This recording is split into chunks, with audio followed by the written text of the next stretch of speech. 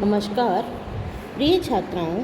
कल कल के अध्याय में हमने प्रिंसिपल ऑफ आर्ट में हार्मनी के बारे में अध्ययन किया था। आज हम दूसरे सिद्धांत के बारे में अध्ययन करेंगे। ये आपके बीए पार्ट तृतीय के एमटीएस यूनिवर्सिटी के पाठ्यक्रम का एक अध्याय है।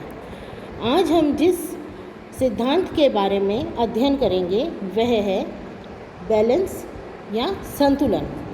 संतुलन कला का वह सिद्धांत है जो समानता का भाव उत्पन्न करता है। इस सिद्धांत का उपयोग किसी भी कलाकृति एवं सज्जा में समान आकर्षण निर्मित कर स्थिरता एवं विश्रांति का भाव उत्पन्न करता है। कभी सोचा है प्रकृति की प्रत्येक वस्तु आकर्षक, मनोहारी, सुंदर एवं लुभावनी क्यों दिखाई देती है?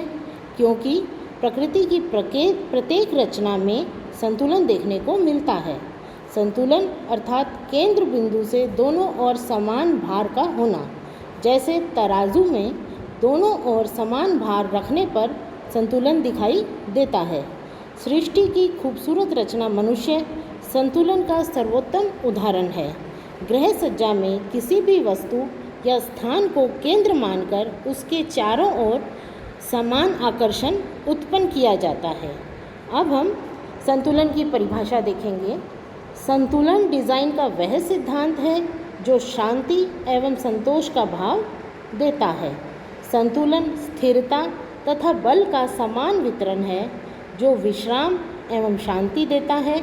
यह रंगों एवं आकृतियों के ऐसे संयोजन से प्राप्त किया जाता है जिसमें मध्य बिंदु के दोनों ओर समान आकर्षण हों।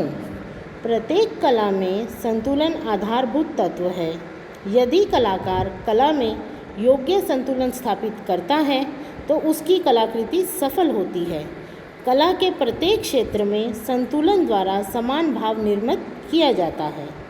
गृह सज्जा में संतुलन स्थापित करने हेतु प्रत्येक वस्तु के आकार, रंग, बनावट, प्रकाश, भार, माप आदि में संतुलन होना आवश्यक है।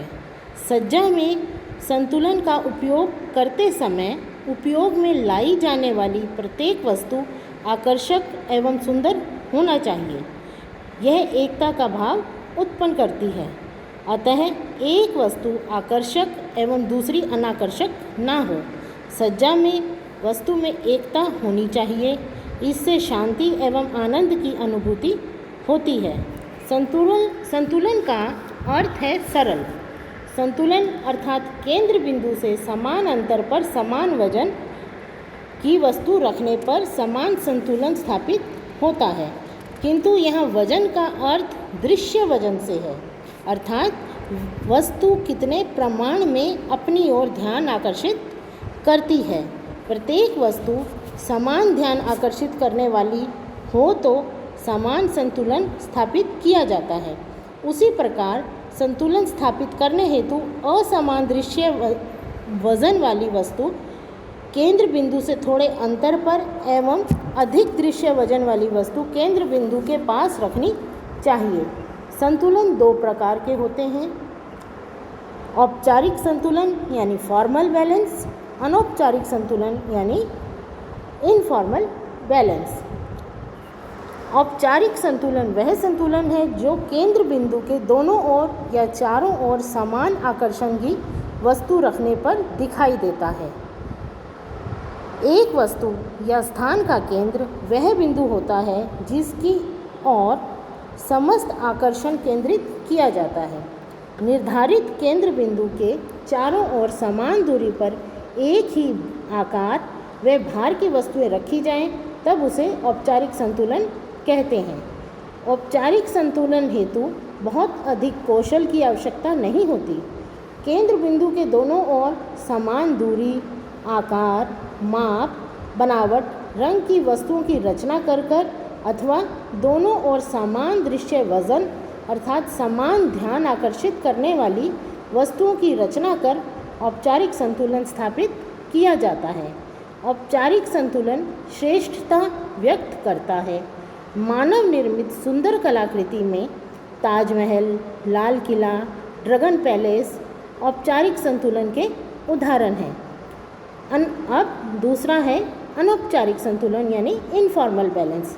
अनौपचारिक संतुलन में केंद्र के पास भारी एवं बड़ी वस्तुएं और उसके बाद छोटी एवं हल्की वस्तुओं की रचना इस प्रकार से की जाती है कि उनमें सुंदरता, सरलता, जीवंतता एवं आकर्षण उत्पन्न हो सके। अनौपचारिक संतुलन स्थापित करने हेतु अधिक से अधिक कौशल की आवश्यकता होती है।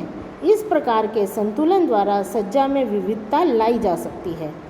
कलाकार एवं सज्जाकार को अपनी कल्पना प्रदर्शित करने का अवसर प्राप्त होता है। इस प्रकार के संतुलन में कलाकार को पूर्ण स्वतंत्रता एवं लचकता मिलती है। इस कारण रचना या की गई व्यवस्था की उपयोगिता, सौंदर्य एवं विशिष्टता में वृद्धि हो जाती है। इस संतुलन को हम सीसा के खेल के उदाहरण द्वारा भी स्पष्ट कर सकते हैं। जिस प्रकार चित्र में दिखाया गया है कि इस खेल में औपचारिक संतुलन के समय दो बराबर भार वाले बच्चे लकड़ी के पट्टे पर बैठते हैं, तब सीसा नीचे होता है अर्थात औपचारिक संतुलन दिखाई देता है। किंतु यदि एक बच्चे का भार अधिक एवं दूसरे बच्चे का भार कम हो तो अधिक भार वाला बच्चा केंद्र के पास एवं कम भार वाला बच्चा केंद्र से दूर बैठता है, तब भार में संतुलन उत्पन्न होता है एवं सीसॉ ऊपर नीचे होता है अर्थात अनौपचारिक संतुलन दिखाई पड़ता है। तृतीय प्रकार का संतुलन है गोलाकार संतुलन। किसी भी सजावट के मध्य भाग को निश्चित कर उसके चारों ओर की गई वस्तुओं की व्यवस्था या सज्जा को गोलाकार संतुलन कहते हैं। गोलाकार संतुलन औपचारिक संतुलन के समान ही होता है। उदाहरण सीलिंग फैन, डाइनिंग टेबल, आकाश झूला आदि। आंतरिक सज्जा में संतुलन का उपयोग सज्जा में नवीनता, सौंदर्य एवं आकर्षण उत्पन्न करता है। सज्जा में संतुलन आकार, बनावट, रंग में होना आवश्यक होता है। कमरे में आकार को ध्यान में रखकर विभिन्न वस्तुओं की व्यवस्था में संतुलन स्थापित किया जाना चाहिए। कमरे का आकार चौकोर, आयताकार हो सकता है। आकार के अनुसार विभिन्न प्रकार के फर्नीचर की व्यवस्था की जाए ताकि योग्य संतुलन स्थापित हो। फर्नीचर व्यवस्था में संतुलन स्थापित करते समय कमरे के दरवाजे एवं खिड़कियों के स्थान को भी ध्यान में रखना आवश्यक होता है। यदि दरवाज़ा दीवार के कोने में हो तो एल शेप के फर्नीचर की व्यवस्था की जा सकती है। साथ ही एक कोने में ऊंची मूर्ति या बड़ा सजावटी पुष्प पात्र भी रखकर संतुलन स्थापित किया जा सकता है। दरवाज़ा दीवार के मध्य भाग में होने पर सामने वाली दीवार के मध्य भाग में एक बड़ा फर्नीचर एवं आसपास छोटे फर्नीचर जैसे सोफे, कुर्सी की व्यवस्था की जा सकती है। दीवार पर विभिन्न चित्र, फ्रेम, पेंटिंग लगाने से पूर्व दीवार एवं लगाई जाने वाली वस्तु के आकार, बनावट एवं रंग में संतुलन स्थापित कर दीवार की सज्जा की जानी चाहिए। भिन्न भिन्न प्रकार की बनावट का प्रयोग कर संतुलन स्थापित किया जा सकता है। जिस प्रकार कुशन कवर, पर्दे, कारपेट, फर्नीचर आदि की भिन्न भिन्न प्रकार की बनावट द्वारा संतुलन स्थापित कर सज्जा की नीरसता एवं उदासीनता को नष्ट किया जा सकता है। गृह सज्जा में रंगों का संतुलित उपयोग सज्जा को जीवंत बनाता है।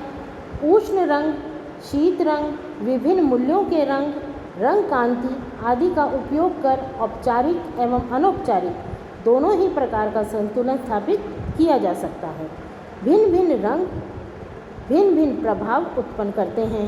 रंगों के प्रभाव को ध्यान में रखकर आंतरिक सज्जा में संतुलन स्थापित किया जा सकता है। इस प्रकार संतुलन का सही उपयोग करके हम अपनी गृह सज्जा को सुंदर बना सकते हैं। अगली कक्षा में हम तृतीय सिद्धांत के बारे में अध्ययन करेंगे। धन्यवाद।